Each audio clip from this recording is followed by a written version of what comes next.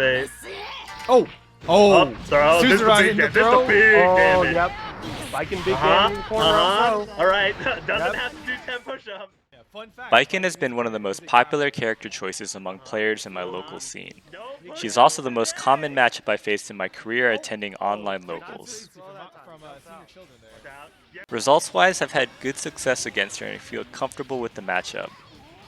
I'm here to share with you my learnings about the matchup and tactics you can use to get ahead.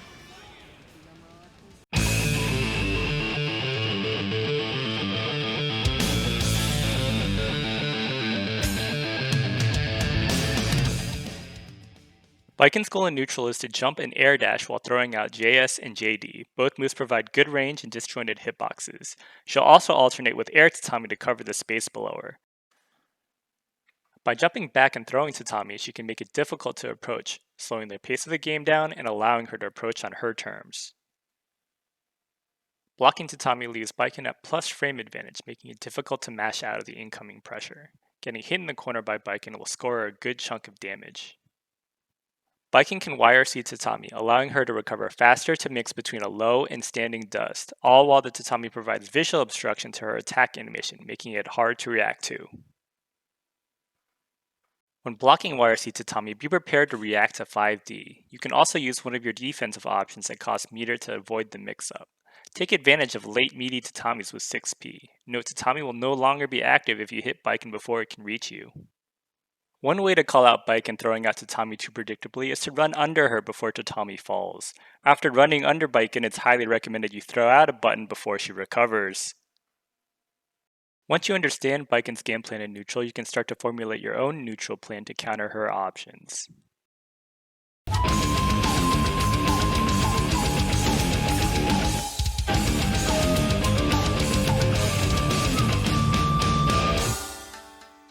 Azami is a special stance that will parry incoming attacks and allow Baiken to counterattack through the opponent's hit stop and recovery. Baiken can activate Azami to fight through situations that would typically be unsafe to use a normal attack. These situations include countering opponent's Oki after Baiken is knocked down, covering her own pressure strings that have high recovery, and interrupting opponent's pressure strings that have tight gaps. Did you know Baiken can activate Azami through full screen supers? How wild is that? Be aware of the threat of Azami in Oki and pressure situations, and look for opportunities to throw Baiken when she is using Azami predictably. Inserting gaps in your strings will make it harder for Baiken to catch a hit and allow you to punish the stance recovery. Safe jumps are another effective tactic to continue pressure while protecting yourself from Azami.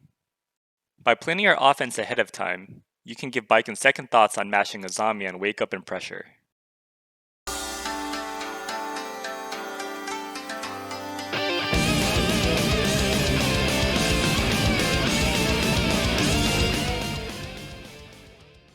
It's common for Baiken to end her pressure strings with Kabari or Suzuran. Both options do a good job of catching opponents smashing or jumping out, even in ranges that appear safe to do so. One way to counter Suzuran is to low sweep, as she cannot parry lows.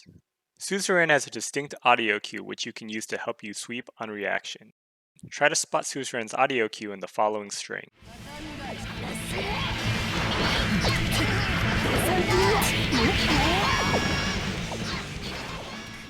Note if Baiken catches onto you trying to sweep Suzuran, she can cancel early into S follow-up to stuff your button.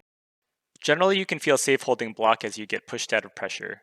This will either block or avoid the common follow-ups from both Suzuran and Kabari, and put you at frame advantage. If you hold block for too long, Baiken can punish you by throwing you out of empty Suzuran. Don't worry though, if you train yourself to react to Suzuran's audio cue, you can beat her to the punch with your own throw. This works because you will recover out of block stun before she can recover out of Suzuran.